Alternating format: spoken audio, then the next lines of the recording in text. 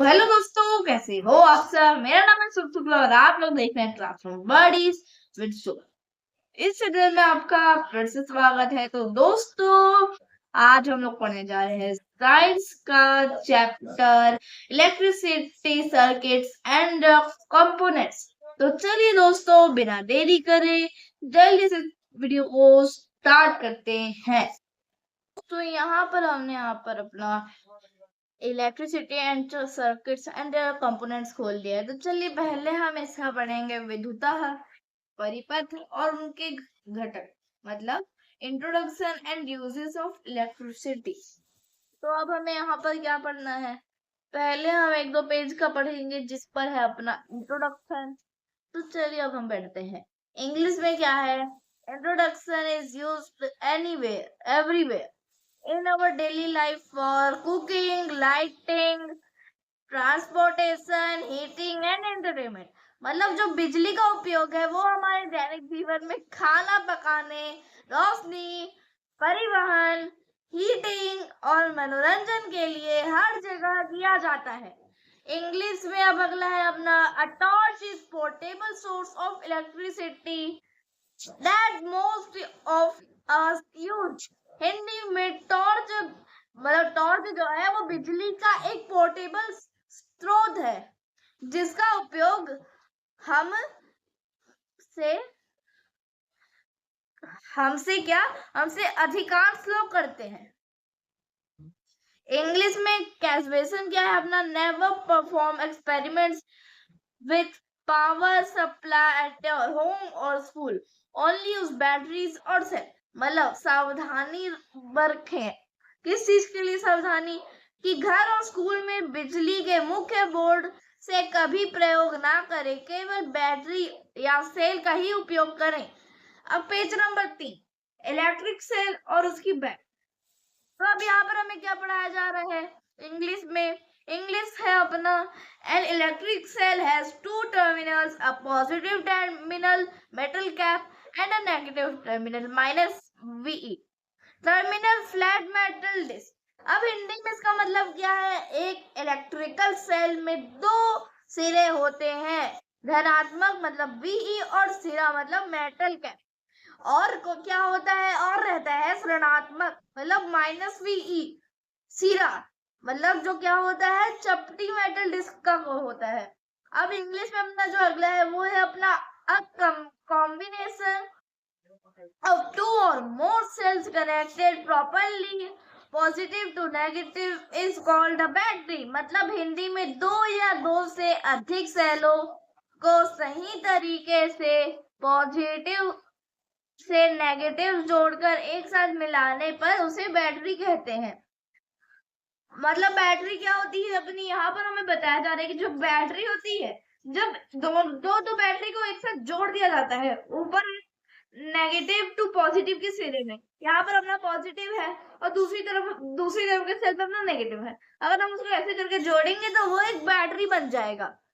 अब page number 4 से 5 पे हम क्या पढ़े थे, इलेक्ट्रिक लैंप और उसकी एलईडी के बारे में, मतलब इलेक्ट्रिक बल्ब और उसकी एलईडी। इंग्लिश में इसका क्या मतलब है, इंग्लिश में incandescent lamp has thin wire inside called a filament which gets hot and glows when current passes through it।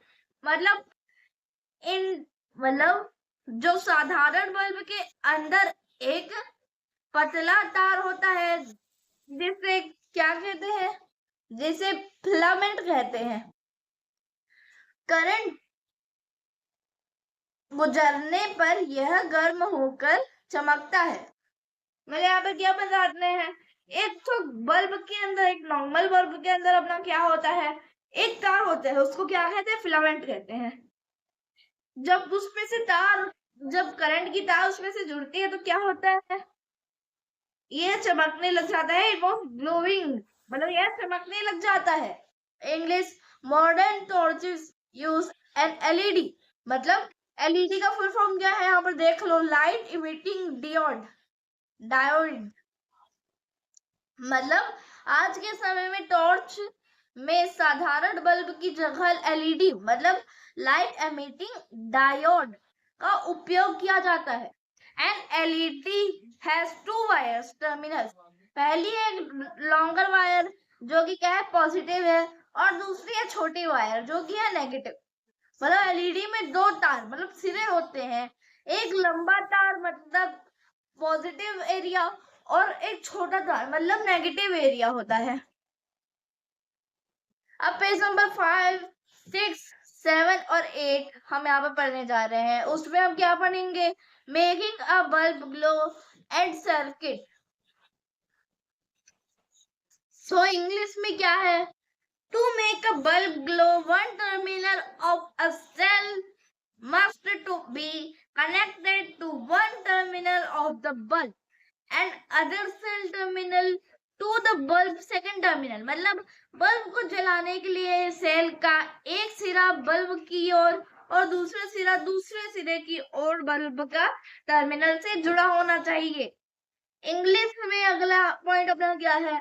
An electric circuit provides a complete path for electricity to flow from the positive to negative terminal। मतलब एक विद्युत परिपथ मतलब एक electric circuit में positive से negative terminal तक बिजली के बहने का पूरा रास्ता देता है। अब अगला अपना क्या है?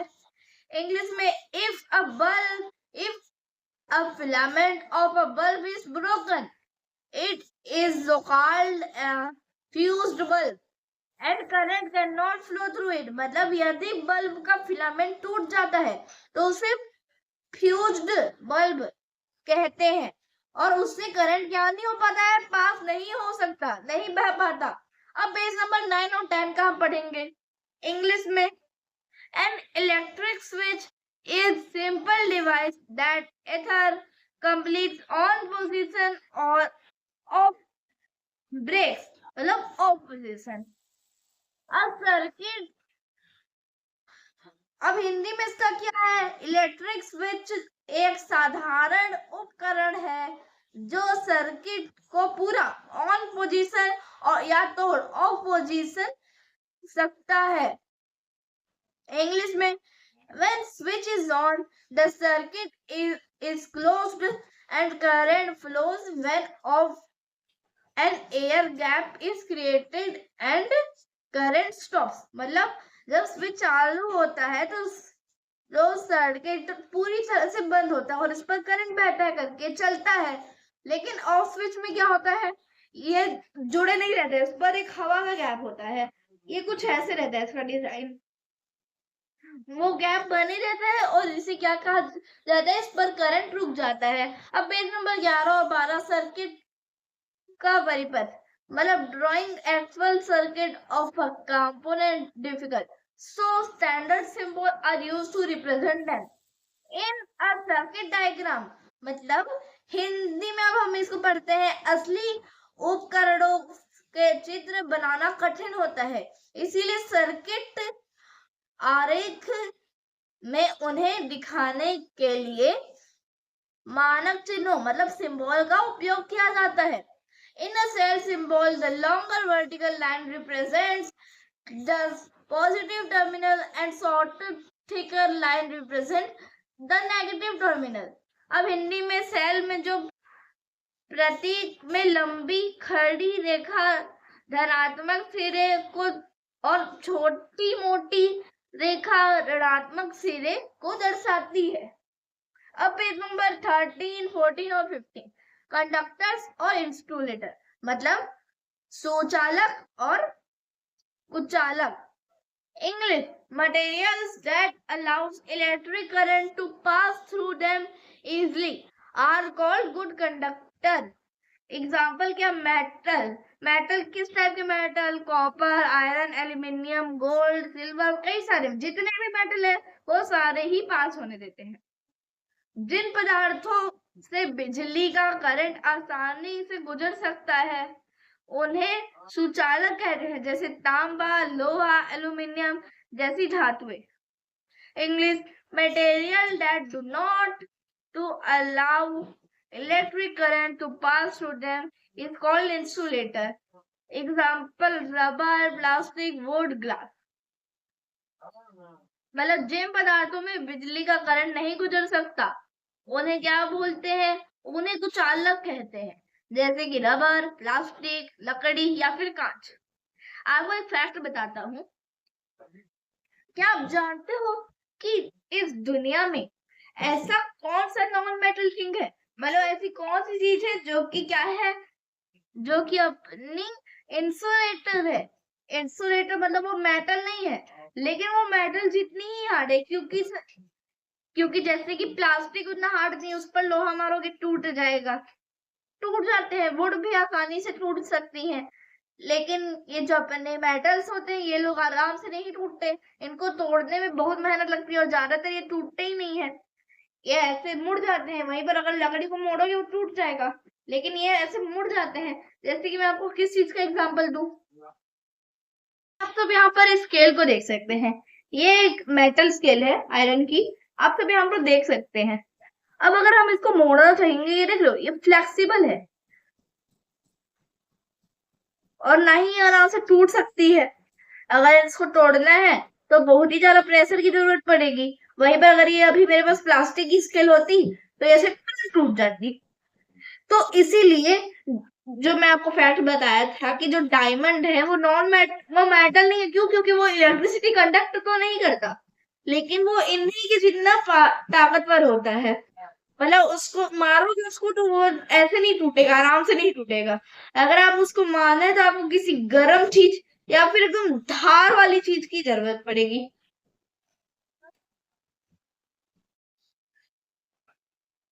तो अब हम लोग पढ़ेंगे अपने पेज नंबर 16, 17 और 18 को।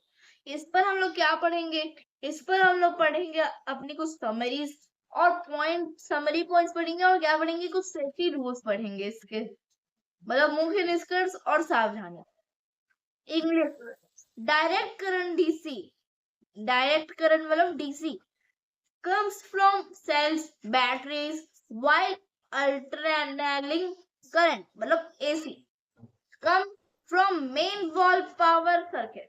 मतलब जो सेल या बैटरी डायरेक्ट करंट मतलब डीसी मिलता है, जबकि घर की मुख्य दीवार के सर्किट से अल्टरनेट करंट आता है। अल्टरनेट करंट मतलब एसी आता है। Never touch electrical switches or appliances with wet hands because our body is a conductor of electricity। Conductor का मतलब हम कह सकते हैं गुड कंडक्टर। क्यों?